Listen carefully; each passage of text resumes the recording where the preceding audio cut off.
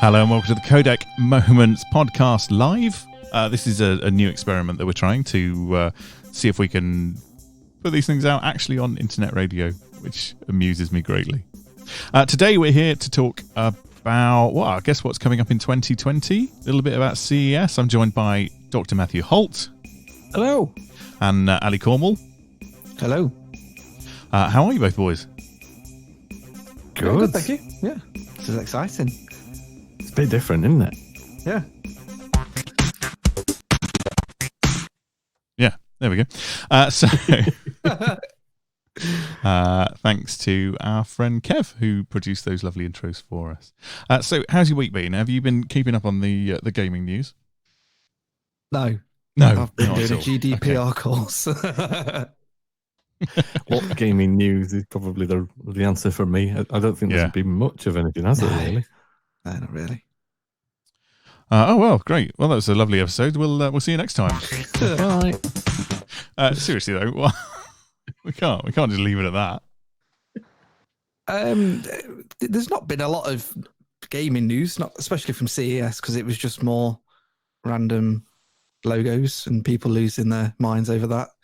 In fairness, CES is just the whole gamut of consumer electronics, isn't it? It's not necessarily a gaming show at all.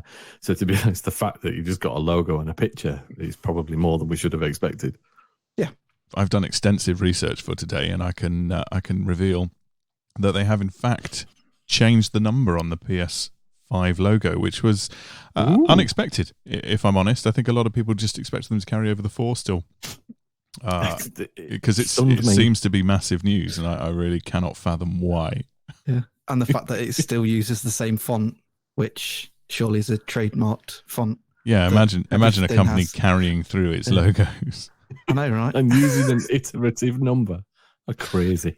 Yeah. I'm genuinely shocked. So there you go. So that's it. CES news done. You've got more, I'm sure, Matt. But first of all, let's talk a bit about 2020. I am very sorry to interrupt the recording, but we are being informed that it's a 404 error on that link. Oh. Well, that's not ideal. And it does interrupt. Well, on the radio one? On the radio one, yeah. codecmoments.com/radio. Are you putting a / at the end of radio? Yeah. No, you don't need to. You just need... have I got to set up additional redirects for people like you? You just have to the excessive /. Oh. I told you the link. I told you it was codecmoments.com /radio. I didn't say it was codecmoments.com /radio /. No, what you did is you said it was radio, and I asked, is it live? And what I'd done is I'd copied the URL from the live website. So all I did was replace live with radio. Oh, such a schoolboy error. Yeah, honestly. Where's the quality check? I hope you liked my podcast thingy. Enjoy! I know I did really bad, but whatever.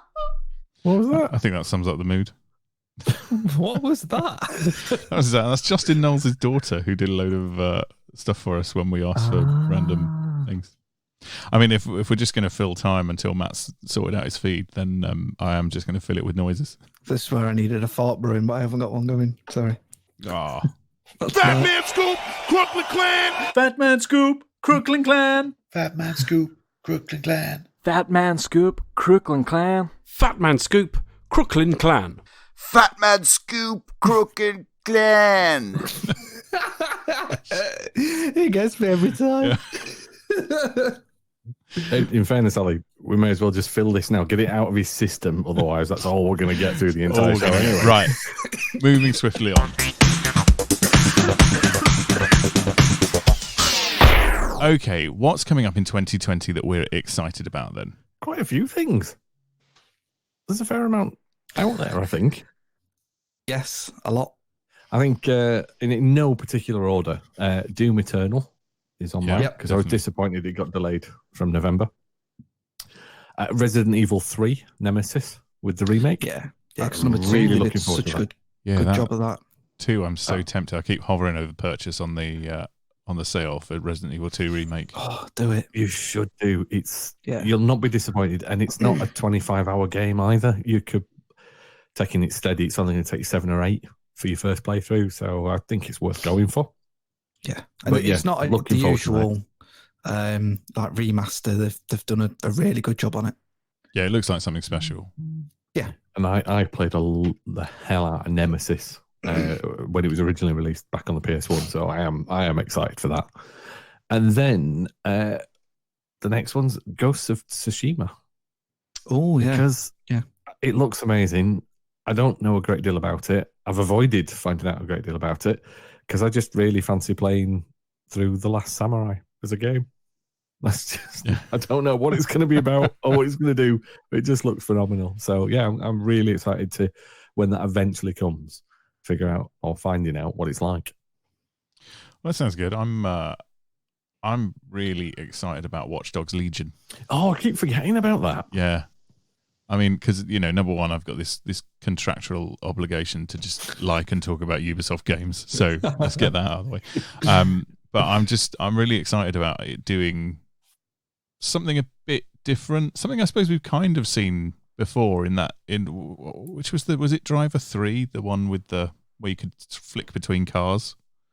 Was that San Francisco? Was it San Francisco? San Francisco, yeah. So it's kind of like that on a new, grander scale with a Watch Dogs scale. I'm excited to see how it works and how it comes together, and the whole thing about lots of unique individual characters and interesting in terms of the gameplay narrative, how that works. Yeah, I'm looking forward to that. What else? Zombie Army 4. Just because it's a zombie army game, and what's not to love about that? I love it. And the entire thing in co-op as well. It's got to be, because the others have been. Yeah, it has been. I mean, it's just going to be ridiculous fun. Built in the Sniper Elite 4 engine as well. It's going to look fab, isn't it? I mean, it's just going to look great. It's going to look grim. Not great. It's going to look grim. Yeah. Those X-ray zombie death shots are going to be horrendous. It's like an X-rated Michael Jackson video, and I really wish I hadn't said that before I finished the sentence, if I'm honest. So, yeah, okay. And then the really big one on my radar is coming out in April on the 16th, and it's Cyberpunk 2077. Oh, yes.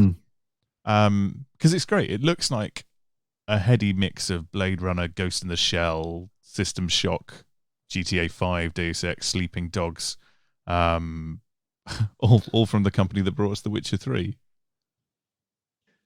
I'm being quite reserved with it because I do think it looks phenomenal. It looks like it's something I'm really going to enjoy.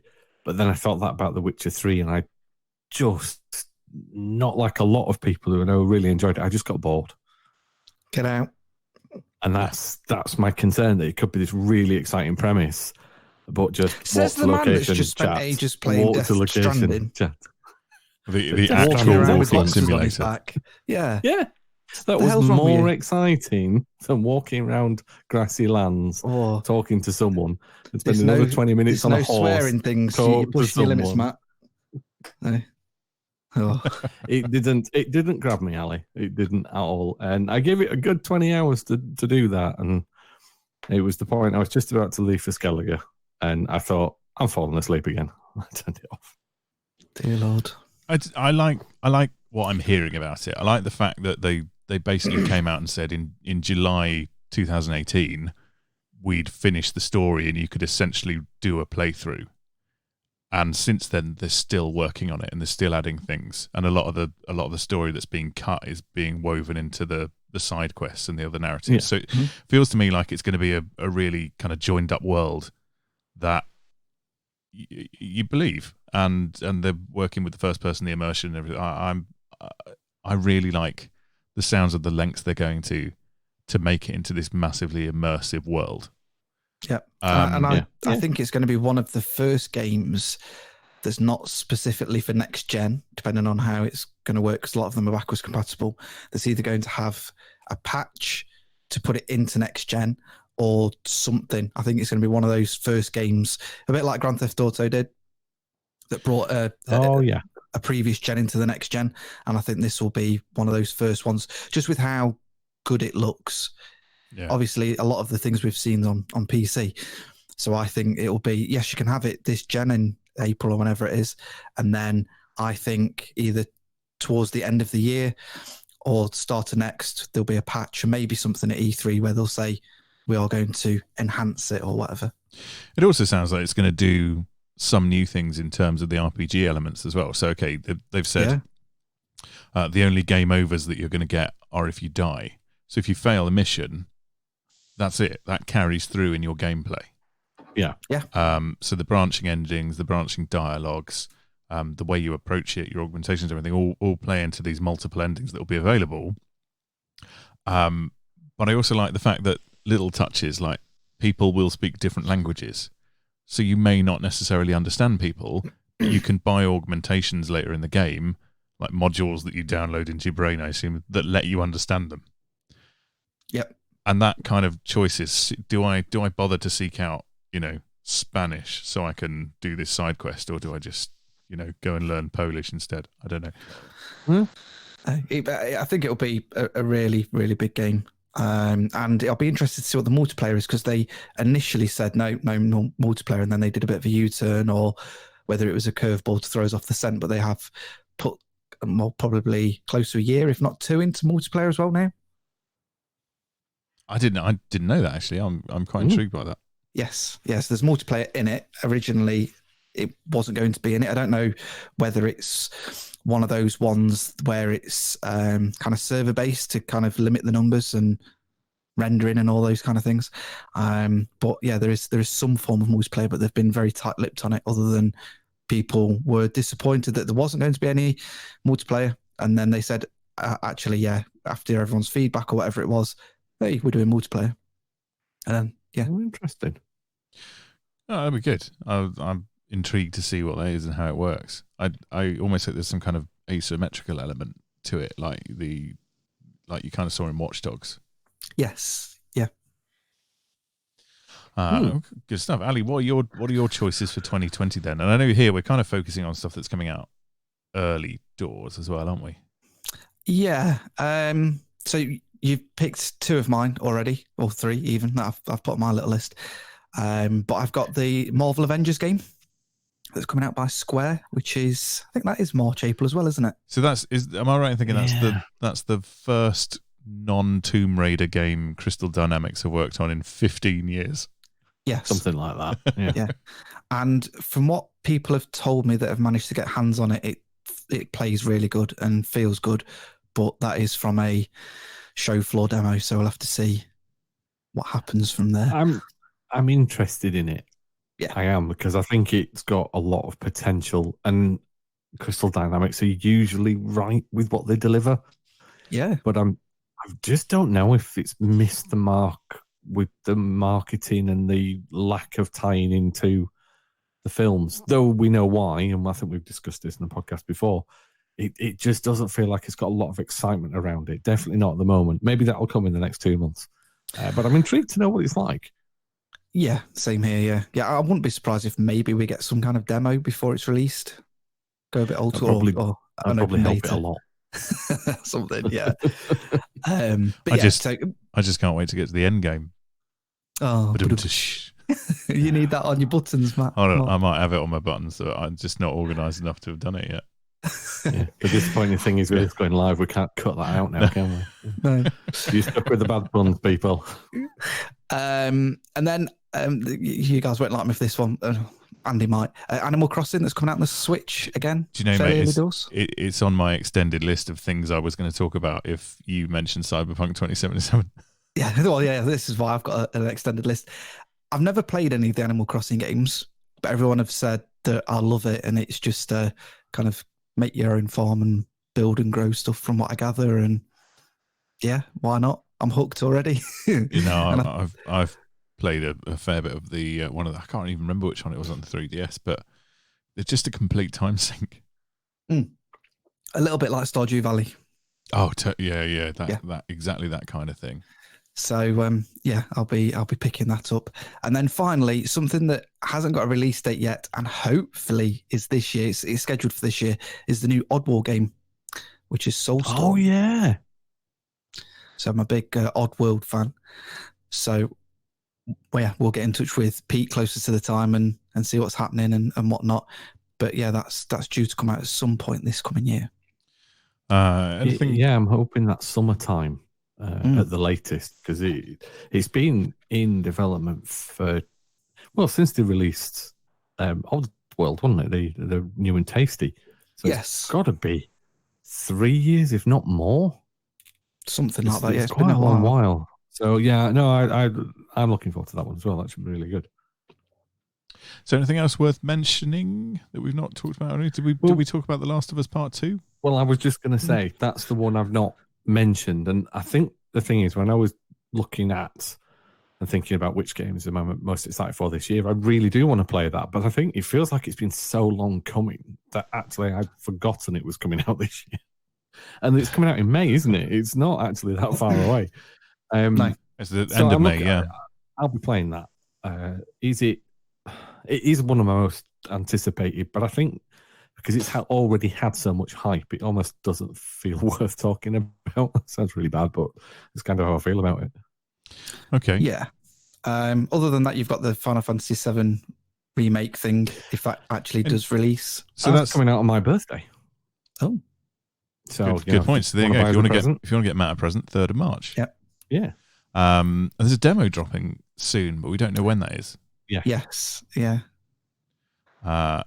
Okay. And I suppose we'd be doing Mr. Cullen a disservice if we didn't mention Halo Infinite, which should be a Series X launch title. You see, I can't edit that out now either. No, you'd expect it will be, won't it? It's going to be coming as soon as the console does. It's got to be a system seller.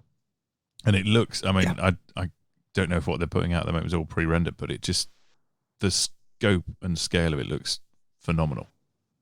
Yep. Yeah. Just a couple of other games that are on a list that I'm just looking at now. Vampire 2 or Bloodlines 2. Vampire Bloodlines 2. I didn't play the first one. But no, I didn't either. In a few bits on Twitter and that when that was announced, people have lost their minds over it. Apparently the first one was really good. You've got the Lego Star Wars Saga or the Skywalker Saga. Oh, yeah. That's on my list. I'll be getting that because it does look ace. Noir 2. Oh, okay. And Noir 2? Yeah, you know the Dark Souls, but with samurai swords that was on PSN. Neo 2. Oh, was it Neo? Sorry. Neo, not Noir. Sorry. Can't edit that out either. And then last one is Empire Sun, which has just popped up at the bottom of the list, which I was quite interested in. Which is your... it's like set in the 20s gangsters meets XCOM. Oh, that sounds awesome. Yeah, it was subtly announced, I think, maybe at E3 or something like that. And it's been on my radar since. It looks and sounds very good, but I'm not sure when it's due out. No, it does sound like an interesting one. Oh, good stuff. Excellent. Very interesting. Nice roundup. Well, if you've been listening to this and you think we've omitted your particular favourite game that's going to be coming out in 2020, why don't you tweet us at Codec Moments, and we can consider ourselves suitably chastised. Yeah. There we go. Right, so CES news.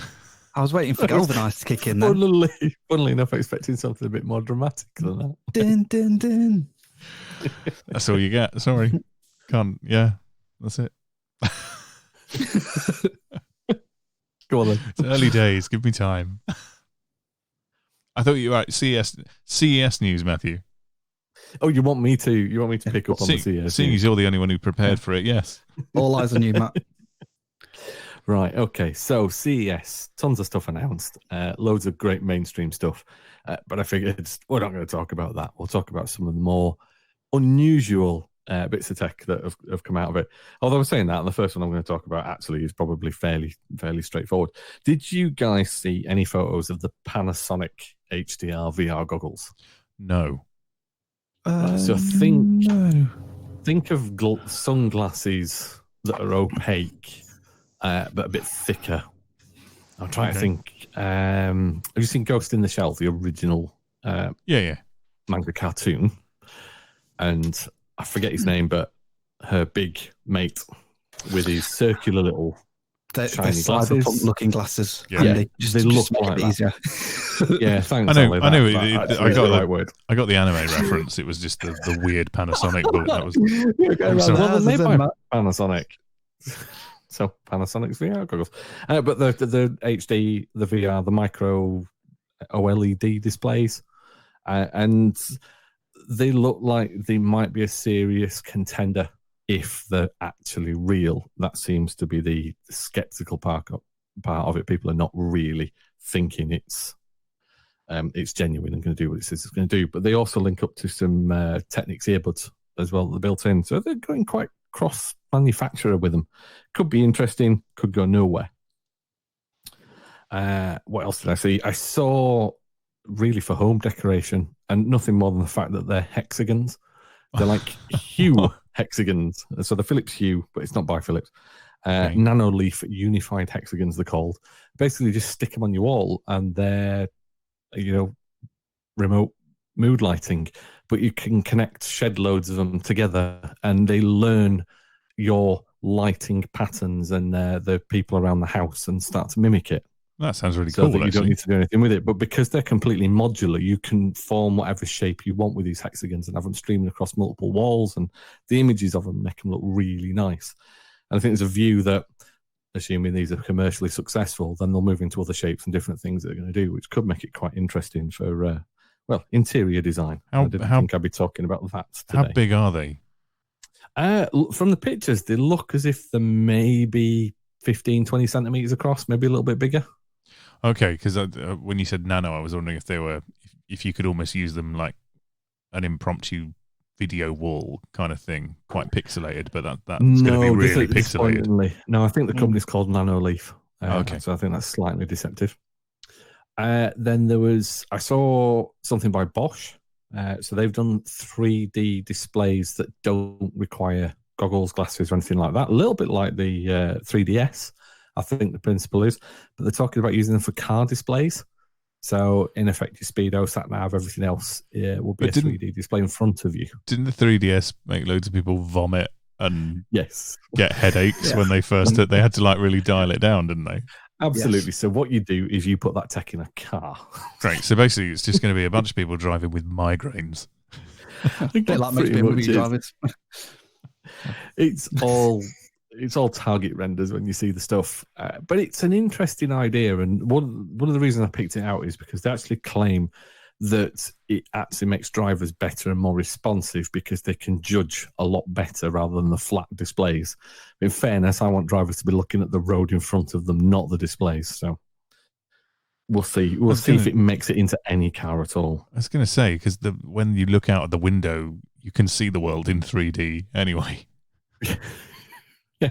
So it's because you need it in your car. Yeah. Okay. Great. Thanks. And then the last one that I have that was quite interesting. Well, definitely for me and Andy, maybe not for Ali. But it is smart cat litter boxes. What? Oh, no. What? No. Right. Don't tell my wife. Dear Lord, we've got a smart cat flap and it is anything but. It's the bane of my life. Right. So believe it or not, there are actually two that got announced from two completely different companies. Well, you need competition in the market, don't you? I mean, yeah, you do. Basically, they in effect both weigh and charts the temperature of your cat when it goes in. They analyze the pH value of urine. They can check the cat's crap for whether there's anything wrong. There's one of them that automatically contacts your vet and to send test results off. And it's just overkill. Absolute overkill. But I did read this and thought, yeah, your wife's going to want one. Honestly, no, because she will. Please don't tell her, because she will. And I can just imagine getting a phone call from the vet saying, "Oh, sorry, your cat's due in for a service. Your litter box is flagged up." There's one by Karamitu and there's one by Lulu Pet. Or Karamitu, sorry, is actually the name of it. It's by Novan Sat. But Lulu Pet's one is really interesting. That can differentiate between multiple cats. So it doesn't just do it for one, it does it for any animal that goes inside it. So you just who had this idea in the first place? And is there really going to be a market for them? Or are we just finding random things to put on the internet? I'm just waiting for the text message to my phone that tells me my toddler has gotten into the cat litter box. It will be, yes. You need to take your cat to the vets. Oh, yeah, wow. Yeah, okay. It's an interesting... I thought it was suitably silly to feature, really. Then everything else was just TVs and Blu-ray and stuff. All the other bits that you'd usually expect at CES, which are not particularly exciting. It's just posh and expensive. The two bits that I read were, because I did read something, the first one was the Hyundai are making like a flying Uber, essentially, that will be able to pick you up and fly you with a range of 60 miles and then drop you off. And the idea is it'll be... Hasn't this been touted for a couple of years? Is that a different company I'm thinking of? Well, they reckon that it'll be in production by the late 2020s. So, watch this space. And the other one was it the Segway wheelchair? Oh, I did see that. Yes. So what was it? It's the entire internet said it's basically the chairs from WALL-E. It's the downfall of humanity. Yeah, now you mention it, actually. I'd not seen that, but you're right, it is. Yeah. Yeah, it looked like a really... I'm sure when you come up with these concepts, they're a great idea because they're solving a problem that the inventors assume is out there, but motorized chairs for healthy people, it just seems ludicrous. And I love the fact that a journalist drove one into a wall. Yeah. So I don't know if you went to CES, if you were there, you saw some great stuff. Why don't you tweet us and let us know what you thought? If you've just been sat here watching the news, living your life vicariously through others like us, then equally, alleviate our boredom and get in touch. I've got a quiz. Does anyone want a quiz? I've got one more news story. Oh, sorry. On that. Well, it's a more depressing one. There's me moving on, and I apologise. It's okay. No, final bit, and it's because I read it today and was a little bit not at all surprised. But it wasn't the news. I'm just going to say something. It wasn't the news that got me. It was the comments section. So it's game. They're shutting stores again. I think the article said about 40 in total. There's been maybe 20 odd announced so far. They're assessing the rest, largely due to rent costs, which is a fairly typical thing at the moment on the UK high street. And it appears a lot of it is down to Into as well. A lot of them are into malls, shopping centres, where they're going. Yes, so they're that's a management company, right? Yes. Okay. Yeah, but they're combining some of them into Sports Direct stores as well, so they're having them as concessions in there. So actually, some of the stores they're shutting, they are actually transferring all the staff and everything over, so they're still operating in the area. They're just under one roof to save money. So there's a bit of a mix. But really, that's not a huge story, given if you've looked at any of the business news this week, it's all doom and gloom from every single retailer. It's just poor performance on the market. That's what it is. But it was the comment section that just did me in, because I think it was something like 20 odd comments before anybody actually got to a sensible thing. It was just all constant. The owners don't know what they're doing. They're overpriced. Blah blah blah. And you're thinking you off and stuff. The thing with the overpriced element, I was looking at it thinking, well, if you've been in and you've seen the prices they charge for a physical game, have you not seen what they charge on the PSN and the Xbox store for brand new physical games? It's usually more expensive. A few pence maybe, but it's on a par with it. And you think it's not really a reason for that anymore. And I think it just got to me, just reading it, thinking, well, you're complaining about the downfall. Well, the downfall is because people are not going and spending any money in there.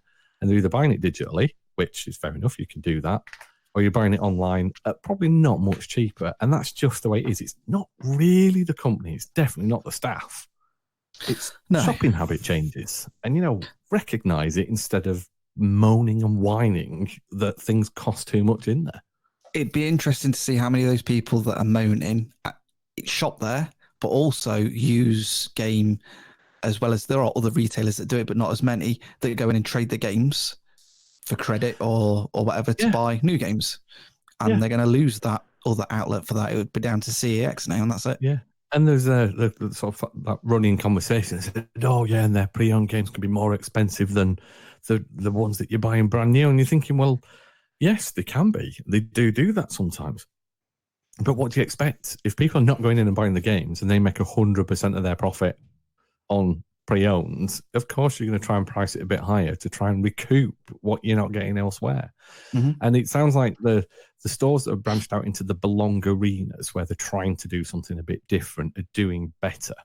So they've got a plan, they've got a model, and nobody's ever going to really agree and like every single business practice. But I genuinely don't want game to disappear, because without game, we have nothing on the high street for gaming. Without game, we've have got no the odd independent. If you're lucky, they're not in every town and they're not always profitable, and they can't always do the same things. But if you leave it up to the supermarkets, which is pretty much all we've got, I don't know if you guys have seen the top 10 on your supermarket shelves recently, but you're lucky if there's a game that's less than 5 months old in their top 10. Yeah. It's poor, and you're never getting anything even slightly unique or indie. You're definitely not getting any indie. It is only the very big publishers. I know my obsession with going in and checking the games in Sainsbury's was a bit of a running gag on the You're a Shame, but I don't even bother anymore. The selection is so poor, and if you do want a new release, they generally don't have them on release day now, because they must be serviced by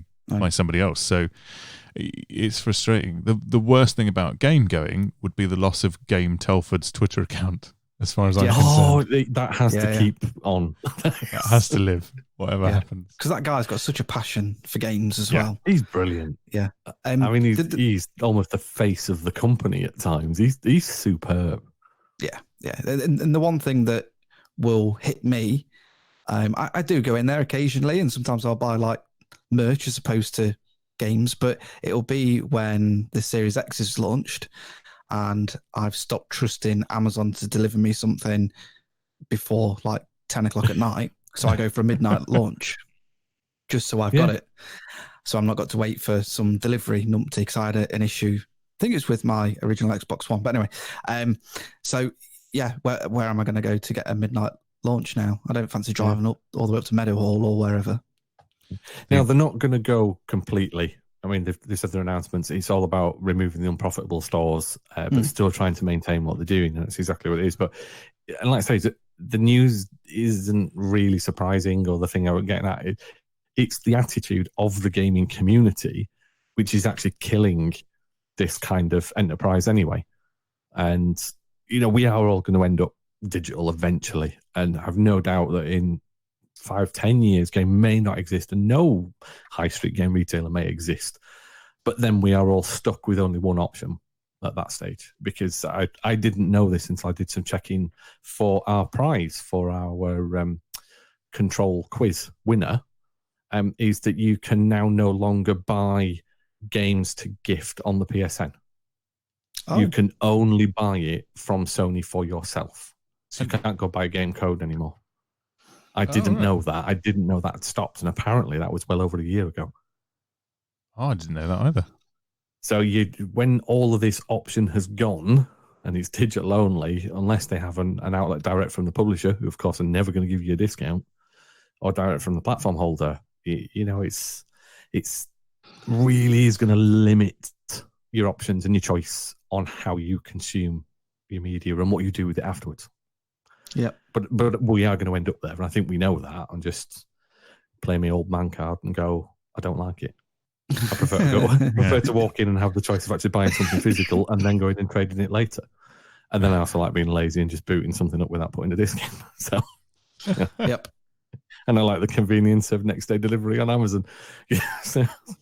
Use all three of them. That's actually my advice. Just go. Good mix. Yeah. I'm glad we cleared that up. And stop complaining about it. If you don't like it, get off your ass and go and buy something. Be the change you want to see. Yes. Okay. I'm done. Thank you very much. Who wants a quiz? Yeah, go on then. It's time for another Codec Call quiz. Yeah. That is an old jingle. That is an old Codec Call. Yeah. You need to update that. I was hoping you wouldn't notice, if I'm honest. Yeah, but I didn't update it. No. So, in the true spirit of what we've been talking about today, we've been looking at some of the games we're excited to see in 2020. So today's quiz is, Is it a game planned to be released in 2020 or a porno film title? Oh dear. This is going to be really bad. It's not going to be as bad as you imagine. I'm not feeling as bad at my having to troll through the Pornhub statistics for the decade quiz now. Exactly. Well, Whatever. I thought I'd let my internet search history join yours in the gutter. So, who wants to go first? I'm going to let Ali have that honour. Okay. Go on him. Have to pick a good one for Ali. Okay. Lord Winklebottom investigates. God. Game. That's right. It is a game. It's set in the Roaring Twenties. The world's foremost giraffe detective is about to embark on his most challenging case yet. Coming to all platforms in April 2020. Is he a giraffe? Yes, or he is he detective for giraffes? I'm going to be honest and say I'm not sure. My assumption was that he was a giraffe who detects, but actually, now you mention it, maybe he is just a guy who looks for giraffes. Yeah. The developer is actually it's like a one-person studio and it's based in Sheffield. So maybe we'll have to speak to her and find out because I really want to know now. Yeah. Mm-hmm. Define giraffe detective. Yeah. Okay. Very good. Is somebody able to take scores because I'm not competent? Yes. We'll count our own. Excellent. Okay. Matthew. Flashpoint X. Flashpoint X. Well, it sounds like it should be a game, but it's got an X in it. I'm going to go Skin Flick. That's right. After Doug, a member of the fire station number 23, gets killed in a car explosion, the rest of the team is left with some pretty heavy issues to handle and presumably lots of sex. I was going to say, if you hadn't put the presumably in there, I was beginning to think it sounds a little bit like a storyline from Spooks. Not far. Actually, it does a bit, doesn't it? Yeah, no, you're right. It does a bit. And was it end of series 6 or something like that? Yeah. Tom, what are you doing? Okay, Ali, The Dinner Party.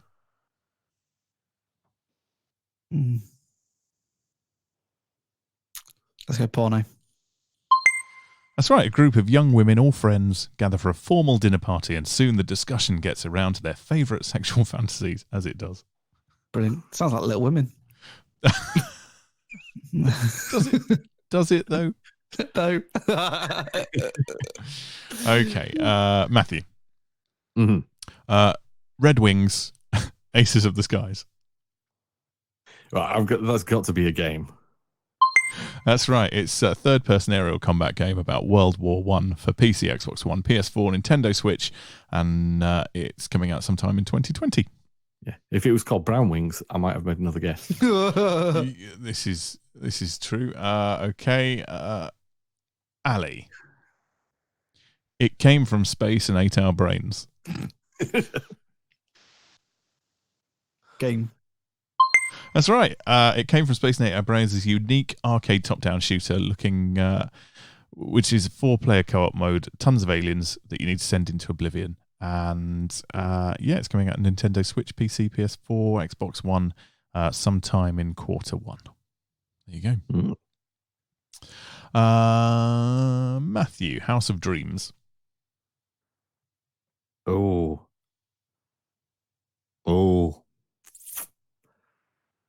We're going to go porn film? That's right. You two are surprisingly good at this. It's an 80-minute erotic dream featuring masturbation, straight gay and kinky sex, no dialogue, interesting sets of photography. Okay. It's quite the synopsis when it starts to talk about the sets, isn't it?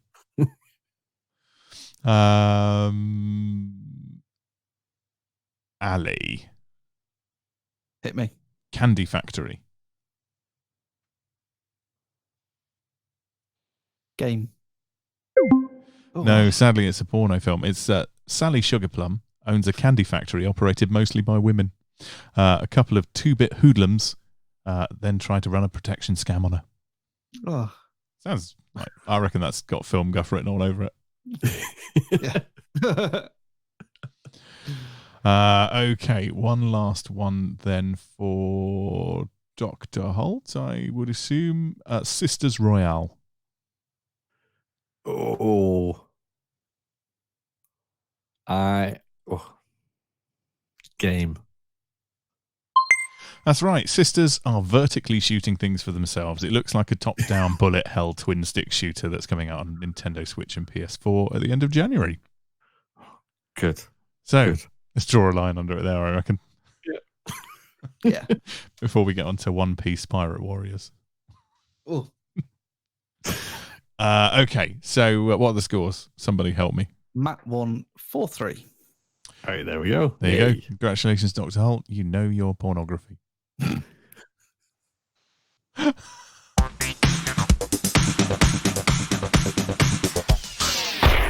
Right, I think that about wraps things up for today, doesn't it? It doesn't. Does it not? No, it doesn't. I'm terrible because at this. This is the danger of live broadcasting, is that I have literally just seen a news story pop up about one of the anticipated games of this year that we never mentioned and never even thought about. Oh, what was it? What was it? Assassin's Creed Ragnarok. Oh. So rumoured for the 29th of September. Oh, there we go. So yes, PS4 and Xbox One, again, rumour PS5 and Series X versions to come as well. So yeah, it might be fake, it might not be real news, but it's popped up and I thought, you know what, completely forgot there was a new Assassin's Creed game coming out. Makes sense though, because Black Flag straddled the generations. It did. Yeah. Yeah, it did. I've just seen something else as well about the new Batman game from Warner Brothers that keeps being teased. Apparently, they've teased some more of the logo out, which makes people think it's Court of Owls. And if it is, that is going to be one trippy game if it is Court of Owls, because I've read Court of Owls, and that is a crazy, crazy series of comics. I think there's a few surprises to come this year. We haven't by any means got the full release schedule. We don't know what's coming for the new consoles really yet. So I think it could be quite a good year, even though we've only been talking really first 5 months.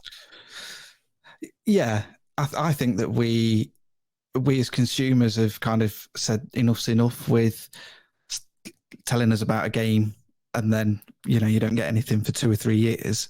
And I think they're starting to get wise to that. So rather than leaving you hanging, you just won't get anything until, oh, look, here it is. And do a bit of a Bethesda. Here it is. It's released, in a couple of weeks, couple of months, whatever. Yeah, I think I prefer that. It's nice to know stuff's in development, but don't tease it and hype it for several years and make us bored of it. Yeah, and make it a completely different game or look to what it was at E3. And whatever you do, don't mess with the puddles. Are we going back to that quiz? You'll incur the wrath. Sorry. I liked it. It was good. Well, there you go. Well, I haven't just been sat here on Google waiting for new game news to appear as we're broadcasting. So I can't join in this bit of conversation. No, that was it. That was all. I just thought, we can't finish without mentioning it. Well, then to hark back to the quiz, take us home, Dr. Holt. Right then. If you want to get in touch, we're at Codec Moments. We've got a Discord channel, which you can find on our at Codec Moments bio, because I can't remember it off the top of my head, because it's lots of letters and numbers. And we are also on Facebook, and we have an email address, contact-us at codecmoments.com. Plus, of course, obviously, the website, which we're hoping you're already at and listening to this on. That good enough for you? That works for me. That was brilliant. Right. Thanks very much. I hope you enjoyed this. If you were listening live, and I know one person in Northern Ireland is, so I'm going to assume that's Stuart, then thank you. Let us know how it sounds. And until then, we'll bid you adieu. Goodbye. Bye. In a bizzle.